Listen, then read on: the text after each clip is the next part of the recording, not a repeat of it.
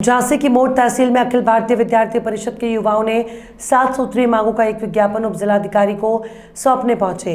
जब उपजिलाधिकारी कार्यालय से बाहर नहीं आए तो युवाओं ने कार्यालय से बाहर ही बैठकर जमकर नारेबाजी की।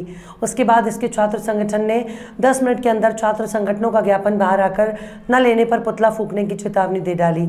इसके बाद मोट तहसीलदार प्रभात सिंह छात्र संगठनों को ज्ञापन लेने पहुंचे, जहां छात्र संगठनों ने 7 सूत्रीय मांगों में खासतौर पर बिना रजिस्ट्रेशन संचालित हो रही कोचिंग, स्कूल समय पर चल रही कोचिंग, शिक्षण संस्थानों से 500 मीटर से दूरी पर धूम्रपान, शिक्षण संस्थानों में लगे सीसीटीवी कैमरे का रखरखाव, शिक्षण संस्थानों तक पहुंचने का रास्ता सुगम हो, गंदगी और टूटे फूटे रास्तों का सुधार और इसके साथ ही जिले में कृषि विद्यालय 2 होने के बावजूद भी स्थायी शिक्षक नहीं होने जैसे तमाम मांगों को अधिकारियों के समक्ष रखते हुए 15 दिन के अंदर उनकी मांगों की समस्याओं का समाधान करने की चेतावनी दी है।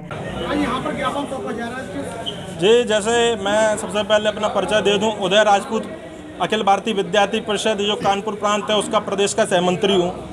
जैसे मोट तहसील के अंतर्गत विद्यार्थियों के अंदर कई सारी छात्र जीवन के अंदर छात्रों को लेकर के कई सारी समस्या आ रही थी।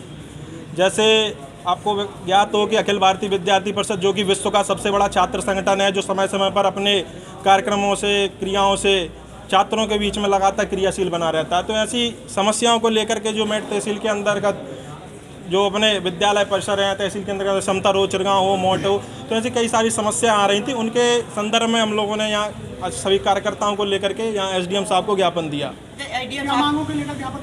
ऐसे 8 सूत्री ज्ञापन दिया गया है। जैसे जो आपके मोट तहसील के अंतर्गत ऐसे कई सारी अवैध कोचिंग चल रही हैं जो बिना रजिस्ट्रेशन के, पता चला रजिस्ट्रेशन उनका 50 का है, वो 200 विद्यार्थी भरे हुए हैं। फायर एक्सटिंग्विशर, कई सारे ऐसे मानक होते हैं जो रजिस्ट्रेशन के बाद जो मिलते हैं, तो उनके अंतर्गत जो रजिस्ट्रेशन मानकों पर जो कोचिंग संस्थान नहीं चल रहे हैं उनको त्वरित रूप से बंद किया जाए और जो संचालक है उनके ऊपर कानूनी कार्रवाई की जाए। ऐसा क्या हो गया था जो एसडीएम साहब का पुतला फूंकने की चेतावनी दी? एसडीएम साहब क्या है, अकेले में बंद कमरे में वो ज्ञापन लेना चाह रहे थे कि समाज के अंदर संदेश नहीं दे जा सके कि विद्यार्थी परिषद क्या कर रहा है, क्या नहीं कर रहा है। वो चाह रहे थे कि अकेले कमरे में आकर के उनको एक ज्ञापन दे दो। ये इसलिए उनको बाहर आने का उनको आग्रह किया सभी कार्यकर्ताओं ने कि बाहर आओ। बाहर आने में उन्होंने काफ़ी समय लगा दिया। हमने उनको जब अल्टीमेटम दिया कि आप 10 मिनट के अंतर्गत नहीं आते हैं तो आपका पुतला दहन करने का काम विद्यार्थी परिषद का कार्यकर्ता करेगा, तब उस चेतावनी के भय से वो बाहर आए। 8 बिंदुओं पर आपने ज्ञापन सौंपा, अगर उस पर कार्रवाई नहीं होती तो क्या करेंगे? तो 8 बिंदुओं पर अगर कार्रवाई नहीं होती है तो यहाँ 10 दिन का हमने समय दिया है। जैसे उनके ज्ञापन के माध्यम से हमने 10 दिनों का समय दिया है। जैसे 8 बिंदु हैं, जैसे कोचिंग का विषय हो गया, और जो स्कूल के समय पर जो कोचिंग है, और जो विद्यालयों के आसपास जो गुटखा सामग्री, जो धूम्रपान मिलता है, और सीसीटीवी कैमरे नहीं चल रहे हैं, समतर के इंटर कॉलेज में कृषि का स्थायी शिक्षक नहीं है, ऐसे, और चिरगांव के रामनगर तिराहे का नाम स्वामी विवेकानंद तिराहे किया जाए, वहाँ स्वामी विवेकानंद जी की मूर्ति लगवाई जाए। ऐसे 8 बिंदु विद्यार्थी परिषद के माध्यम से दिए गए। इन मांगों को 10 दिन का समय दिया जाता है। इनके अंदर से कोई निर्देश या कार्रवाई नहीं की जाती तो 15वें दिन हम सभी कार्यकर्ता यहाँ आएंगे। आज यहाँ 20 की संख्या। सर, एक विद्यार्थी परिषद द्वारा ज्ञापन सौंपा गया है, क्या है मतलब?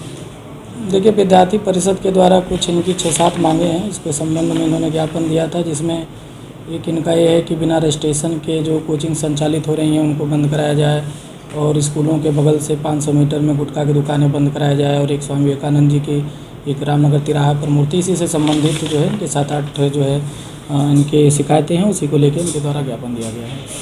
क्या होगा इसमें, कोई कार्रवाई की वो किया नहीं? अब इसमें जो भी संबंधित विभाग हैं उनको लिखा जाएगा, और इसमें जो भी विधिक कार्रवाई हो पाएगी, जो भी चीज़ें उसका जो है क्रियान्वयन कराया जाएगा।